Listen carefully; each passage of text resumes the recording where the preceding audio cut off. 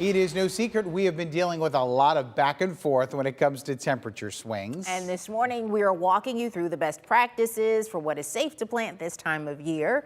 Amy Steigerwald joins us live this morning from Stevens Gardens, the winners of our best pumpkin patch bracket last fall. Amy, they have some really good tips and tricks for us.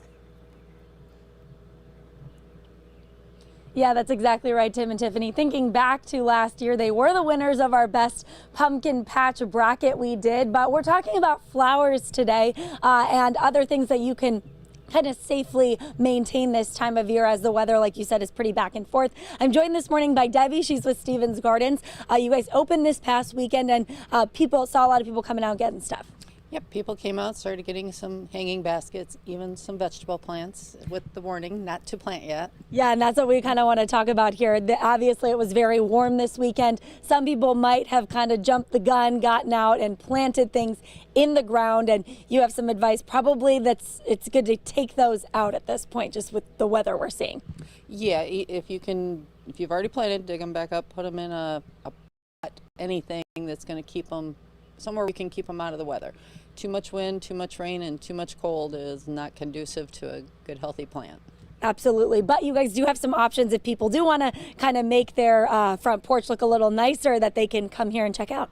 Yeah, our hanging baskets, the porch planters, all of those things that you can move around that aren't going into the ground, you can take them back in when it's a little bit cool or windy and bring them back out for the color when it's nicer out.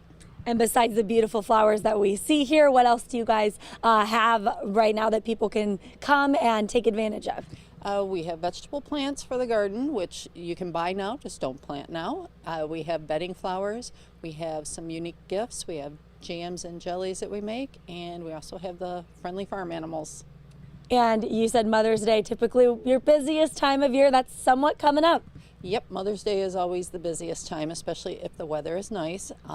If you want to get your choice of baskets at any greenhouse, I'd say get there before Mother's Day. Perfect. Thank you so much for joining us this morning. We have all of the information if you'd like to come out here for a visit right now under this story at WTOL.com. Reporting live in Monclova this morning, Amy Steigerwald for WTOL 11.